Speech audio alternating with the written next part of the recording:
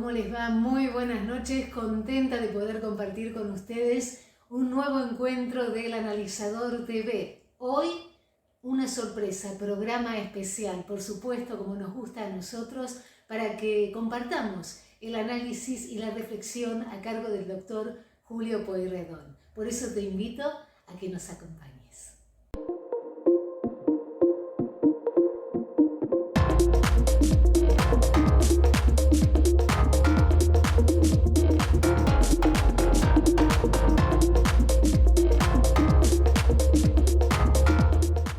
Acá quería filosofar un poco y analizar algo que me parece que es algo que todos los argentinos queremos, ¿no? ¿Queremos vivir como vivimos o queremos vivir de otra manera? Cuando me refiero a esto, me refiero directamente a 3 puntos. El primer punto, cuando decimos si queremos vivir como vivimos, es que obviamente no queremos vivir como vivimos. ¿Por qué? Porque no es la vida que se merece un ser humano. El segundo punto es, queremos vivir como se vive en otros lugares, porque eso demuestra que se puede. Y el tercer punto es que la vida tiene su tiempo, sus plazos, y queremos pasar los plazos de nuestra vida lo mejor posible. ¿A qué voy con esto? Fíjense cómo es que vivimos nosotros en Argentina y ya lo tenemos como algo naturalizado. Estamos acostumbrados al maltrato, estamos acostumbrados a la burocracia, estamos acostumbrados a ir a hacer un trámite y que no nos definan nada, no nos solucionen nada, o que después de comernos una cola de no sé cuántos minutos, terminemos hablando con uno que nos dice, no, se olvidó el papelito tal, o tiene que ir y pagar por internet la boleta cual, entonces eso hace que tengamos que volver a empezar todo el trámite de cero.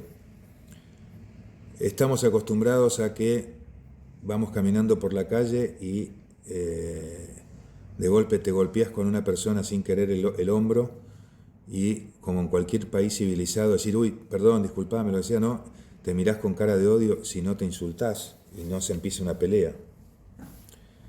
Estamos acostumbrados a ir en el auto y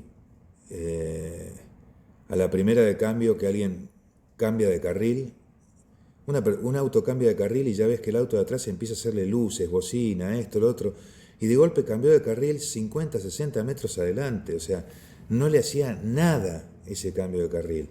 ¿Pero por qué? Porque le molesta, porque la gente está tensa, la gente está nerviosa, la gente está violenta, y la gente está viviendo una vida que no quiere vivir, no es la vida que quiere vivir. Entonces, el problema que tenemos ahí es que, de una forma o de otra, esto no es lo que el argentino merece. No digo que sea lo que quiera, va de suyo que no lo quiere, pero tampoco no es lo que el argentino merece. O sea, ¿por qué? ¿Por qué sigamos dando ejemplos? ¿Por qué tenemos que desconfiar de la justicia cuando la justicia puede funcionar bien? Desconfiar de los políticos porque pensamos que todos roban. Desconfiar de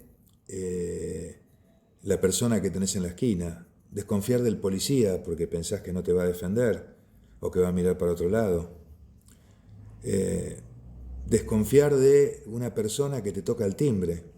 Yo me acuerdo, antes de que existieran los celulares, está bien que estamos hablando hace muchos años atrás, ¿no? Pero esto sigue pasando en otros países, ojo. Me acuerdo que los chicos salíamos, y no existía el celular, estaban los teléfonos públicos, y si no tenías el cospel famoso para hablar, después cuando empezaron las monedas, no tenías cómo comunicarte. Entonces tocabas el timbre en cualquier casa, y le decías, señor, señora, mire, me pasó esto, ¿le molesta si le pido el teléfono? Y te dejaban pasar a hablar por teléfono, y vos llamabas a tu casa o llamabas a donde tenías que llamar. Hoy, toquen el timbre en una casa y pidan entrar a hablar por teléfono. Agradezcan que les atiendan. Y agradezcan que les digan que no educadamente. Lo más probable es que lo saquen zapateando. Entonces, esta situación, agresividad permanente, violencia permanente, desconfianza permanente, ¿Por qué tenemos que vivir así? Y bueno, en gran parte vivimos así porque es lo que mamamos de lo que pasa políticamente, por la ineficiencia de los políticos en lograr un país sano y la falta de voluntad de muchos políticos de generar un país sano. ¿Por qué digo esto? Porque basta con cruzar el charco, ir a Uruguay, o cruzar por el norte, ir a Brasil, o mismo Paraguay, y se respira otro aire.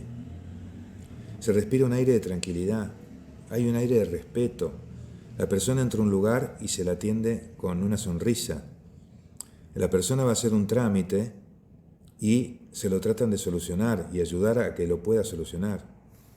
Y eso pasa en los países vecinos. ¿Y por qué? Y porque hubo políticos que se esmeraron en hacer, entre otras cosas, por ejemplo, políticas de Estado, que eso no es para este bloque, para charlarlo ahora, lo charlaremos en otro momento. Pero esas políticas de Estado son también políticas sociales, en las cuales se busca preservar la buena vida del ciudadano. Se busca preservar que haya buen contacto, ¿no? El objetivo de estos casos es, o lo deseable sería, que la gente pudiera estar tranquila. Pero ¿qué pasa? Hay normas que no se logran aprobar en nuestro país. Y esas normas son el reflejo de la sociedad que vivimos. Por ejemplo, ¿por qué es que no podemos aprobar nunca la ley de ficha limpia? Esa ley que exige que los políticos que tengan causas no se puedan presentar. Somos uno de los pocos países que no la hemos podido tratar y aprobar. ¿Por qué? Y porque la gran mayoría de los políticos tienen alguna carpeta o causa arriba de su cabeza. Entonces, ¿cuánto más se cuidarían los políticos en hacer las cosas como corresponde si existiera la ley de ficha limpia, si ellos quieren hacer una carrera política? Si no quiere hacer una carrera política y simplemente quiere el cargo para beneficiarse, deberá pagar las consecuencias si cometió algo que sea ilegal, ilícito o inmoral. Y si no, será su carrera y punto. Entonces, esa es una de las tantas leyes, por ejemplo. La ley de extinción de dominio, esa ley que tanto ha costado que se logre alguna aprobación. Está bien, muchos dicen existe algo, pues está el decomiso del producido de un delito. Pero, ¿por qué? ¿Por qué si, por ejemplo, en Italia a los políticos corruptos les sacaban lo que habían obtenido con el delito, ¿no? O sea, ¿por qué acá no se puede tratar eso? Entonces, cuando vemos que políticamente, eso es lo que vemos, y cuando vemos que políticamente la agresión que hay entre los distintos grupos políticos es tan alta y tan fuerte, que genera tanto odio, tanta bronca, tanto resentimiento y tanta violencia, que eso chorrea y afecta a la sociedad toda. La mayoría de las personas, incluso aquellos que pueden no ser un fanático político, tienen hoy seguramente distanciamientos con gente que antes no lo tenía, por motivos, por ejemplo, políticos. La vez pasada, un grupo de mujeres, que eran todas, habían sido compañeras de colegio, habían 3 que se habían separado del grupo porque pensaban políticamente distinto que el resto. ¿Cómo podemos llegar a una cosa así? ¿Cómo podemos dejar que el reflejo del odio, de la bronca, de los ataques de los políticos nos afecte de esa manera? Genere esa bronca, genere esa situación de voy a la calle y rompo todo. O sea, fíjense los piquetes, ya los piquetes que se hacen, ya muchos ni saben qué es lo que están pidiendo. Muchos van contratados, muchos van porque lo llevan y para ganarse unos mangos. Entonces, cuando uno ve toda esta grieta, toda esta agresividad, toda esta falta de normas políticas y toda esta falta de ejemplos éticos, ¿cómo podemos pretender que la sociedad pueda vivir y disfrutar la vida en el país? Se nos pasan los años. No puede ser que uno se levante y esté estresado pensando en cómo me van a romper el tuje con el impuesto nuevo que pusieron. ¿Por qué? Porque son ineficientes en gobernar. O compré algo y está roto y no me responden. ¿Por qué? Porque ya nadie los controla entonces nadie se preocupa en hacer las cosas bien. O estar pensando en, por ejemplo, voy a salir a la calle, espero que no me roben. ¿Por qué no podemos salir como en cualquier país del mundo, que la preocupación sea al salir, abrir la puerta de mi casa, decir, uy, ¿llevo paraguas o no lo llevo? ¿Lloverá o no lloverá? Uy, mejor que me apure, porque si pierdo el colectivo de las I-26, tengo que esperar al que viene a las I-31, 5 minutos después. Acá no sabemos si llegamos al de las I-26, porque no sabemos si viene a las I-26. Lo único que funciona medianamente bien en horario son los subtes, cuando no hay paro, cuando no hay huelgas. Eso sí, te dicen, en 2 minutos llega y llega. Pero ¿cuándo vamos a lograr que la gente salga a la calle y tenga, sus preocupaciones sean, ¿cómo voy a disfrutar el día? ¿Cómo voy a aprovechar? Qué lindo que me voy a encontrar con la gente con la que comparto mi trabajo. Qué bueno que voy a poder almorzar con un amigo, o con una amiga, o con mi mujer, o con mis hijos. Qué bueno cuando está terminando el día decir, qué bueno que ya voy a estar yendo para mi casa, a disfrutar en familia, en mi refugio. ¿Por qué no podemos aspirar a eso y lograrlo? Porque necesitamos cambiar la mentalidad de todos, pero además necesitamos que los de arriba, los que nos gobiernan, prediquen con el ejemplo, nos den las normas legales y las medidas económico-políticas y prediquen con el ejemplo. El día que podamos lograr esto, y esto es de arriba para abajo, no de abajo para arriba. De abajo para arriba es el voto. Es el único poder que se tiene de abajo para arriba, cuando hay que votar. El resto del poder es siempre de arriba para abajo, de los funcionarios hacia la gente. Siempre ejercen ese poder. Entonces, tratemos de lograr una sociedad en la cual nuestros hijos no se quieran ir, nuestros mayores vivan dignamente y todos nosotros podamos salir a la calle y poder disfrutar un poco de vivir en el país y decir como esa película que decía la puta que vale la pena estar vivo, ¿no? Como decía ese actor en esa película. ¿Por qué no podemos lograr eso en este país? En nuestro país.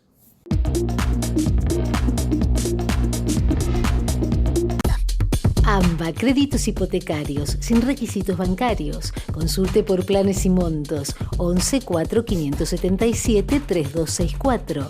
prontahipoteca@gmail.com.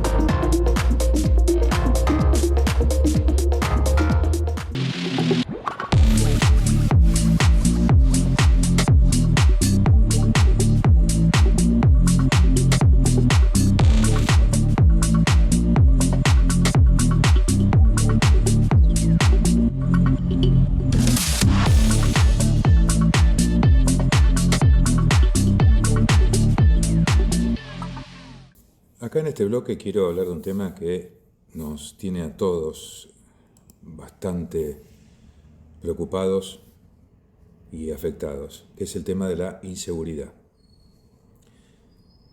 Vamos de una vez por todas a tratar de tener un país en el cual la gente pueda salir libremente a la calle sin tener miedos, sin tener que estar mirando para todos los costados, sin tener que salir de a 5 cuando van a tomar el colectivo a la madrugada, de la gente laburante que se rompe el alma laburando 16 horas por día, que a veces tiene 2 o 3 trabajos. ¿No vamos a hacer nada para proteger y ayudar a esta gente y que la gente pueda salir y andar libremente por la calle? Que realmente tengamos que seguir pensando que aquel que tiene una moto es candidato a que lo maten, aquel que le van a robar un celular o le van a robar cualquier cosa. ¿Qué estamos esperando para realmente tomar las medidas en serio en materia de seguridad? Giuliani en New York, en la ciudad de New York, era una de las ciudades más peligrosas del mundo. Si por una de esas casualidades ibas en el subte y se te ocurría cruzarte o pasarte de la parada y llegabas a llegar al Harlem, eras casi boleta, por decirlo de una forma, seguro que te asaltaban u otras cosas. Prácticamente no se podía recorrer salvo lo que era el corazón de Manhattan. Vino Giuliani con los recursos económicos y con los recursos legales y ordenó la ciudad con el concepto de tolerancia cero. Tolerancia cero no es represión, no es dictadura, no es nada que se le parezca. Tolerancia cero es tolerancia cero al delito. Así como hablamos de tolerancia cero al alcohol en sangre, estamos hablando de tolerancia cero al delito. Si hablamos de tolerancia cero al alcohol, ¿cómo no vamos a defender la tolerancia cero del delito? Explíquenmelo. Creo que tenemos que, en primer lugar, revisar algunas de las leyes, algunas de las normas. Si bien hay muchas leyes que están en el código y que son perfectamente aptas, el problema es que a veces los jueces o los garantistas zafaroniescos no las aplican, o los que no son garantistas, que realmente quieren aplicar las sanciones a aquellos que se portan mal, por decirlo de una manera, muchas veces el problema que tienen es que los condenan o tienen condenas, y me lo han dicho jueces, me dicen: Julio, ¿sabes qué? Tengo un tipo condenado por robo y no tengo a dónde mandarlo porque las cárceles están superpobladas. Entonces no me queda otra que darle domiciliaria, porque si no me lo tengo que llevar a dormir a mi casa. Eso no es culpa del Poder Judicial, eso no es culpa de las leyes. No engañemos más a la gente diciendo que la culpa es del Poder Judicial siempre. Eso es que el gobierno no toma las medidas necesarias para poder tener infraestructura para hacer valer las leyes. ¿Esto qué es? Equipar bien a las Fuerzas Armadas. El tema de la pistola Taser, que tanto se discute. Ahora están empezando ahí, bueno, Aníbal Fernández había probado unas, creo que le habían dado, no sé en qué quedó, las Taser que habían comprado en su momento durante el gobierno de Macri. Pagarle bien a la policía y a las fuerzas de seguridad. Pagarles bien, darles buen entrenamiento, buen equipamiento, que no tengan chalecos vencidos, que los patrulleros tengan las cosas necesarias. Yo días atrás, en la provincia de Buenos Aires, me pasó que un patrullero que recorre la zona de mi casa, que los conozco, lo veo que estaba parado fumando un cigarrillo y esperando, y veo que llega otro patrullero, y el otro patrullero le venía a traer el gato, el cricket, y a prestarle la rueda de auxilio, porque ese patrullero ni siquiera tenía ni cricket ni rueda de auxilio. Y las demás ruedas, me lo dijo el propio policía, me dijo, estaban totalmente lisas. Si llovía un poco no podían correr a nadie porque se estrolaban contra la primer columna. Eso es infraestructura y decisión política, no judicial. Tema cárceles. ¿Por qué no tema cárceles? Ya lo vengo insistiendo bastante con esto. ¿Por qué no fabricar más cárceles? Claro, no garpa políticamente decir que se van a hacer más cárceles.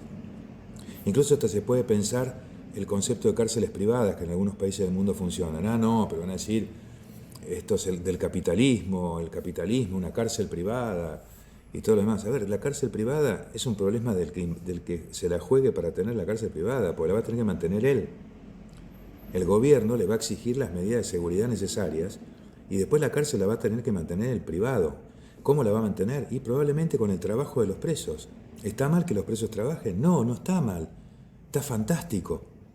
Porque aprenden un oficio, aprenden una actividad, se pueden desarrollar, pueden actuar de distintas maneras y al mismo tiempo hasta pueden ir ganando el dinero que está previsto en el marco legal, que los reclusos tengan un fondo de dinero que lo ganen a través de su trabajo.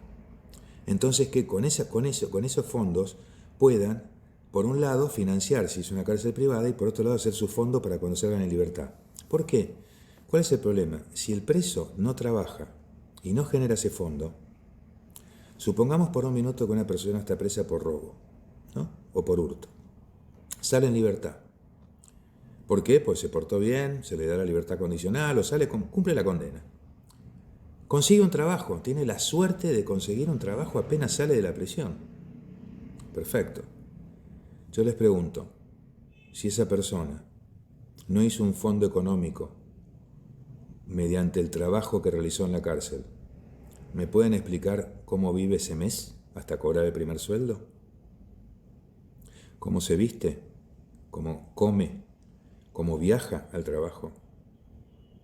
Si no tiene la plata para hacerlo. Que alguien me lo explique. Entonces, ahí sí me pongo del lado del preso que sale en libertad y que quiere salir adelante y conseguir un trabajo. ¿Por qué no le damos los medios cuando está preso? Y no, ¿por qué? Porque las cárceles están abarrotadas de gente y de vuelta, no garpa hacer cárceles. Sí, hay que hacer cárceles, hay que hacer más cárceles, muchas cárceles. ¿Por qué? Eso es una obra pública que sí la tienen que hacer, salvo que se hagan las cárceles privadas, que ahí es un problema del privado que la haga. La cárcel privada, ¿qué genera? Primero, la posibilidad de generar básicamente fuente de trabajo para la gente que está digamos buscando trabajo, ¿no? O sea, gente que está con planes, se los contrata. Una vez que se los contrata, hacen las cárceles, las fabrican, después las generan y después pueden quedar trabajando ahí. Le pueden quedar, justo estaba chequeando una información, chequeando una información del justo el tema ese que tiene que ver con las cárceles. Trabajan, generan y después quedan como empleados de la propia cárcel, en mantenimiento, maestranza y todo lo demás. Y el día de mañana, si esa cárcel, si se solucionan los problemas de seguridad y se solucionan todos los temas, ahí, obviamente, esas cárceles se podrán convertir, por ejemplo, en centros comerciales, en viviendas, en lo que sea.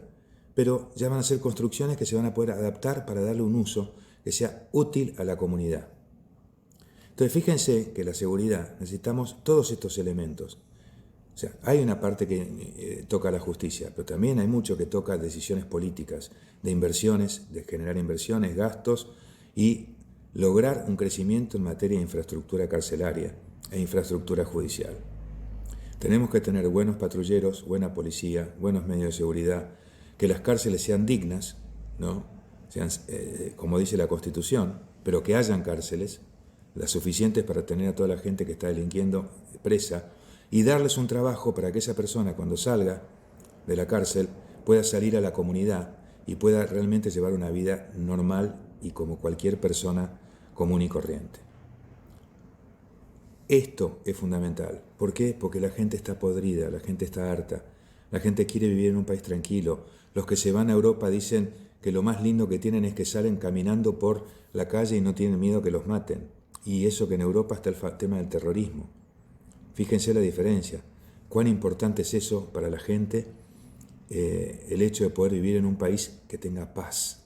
Solamente eso, es pedir un país que tenga paz y tranquilidad, donde nos respetemos, donde nos valoremos, donde nos ayudemos y no donde nos ataquemos, nos robemos y nos matemos.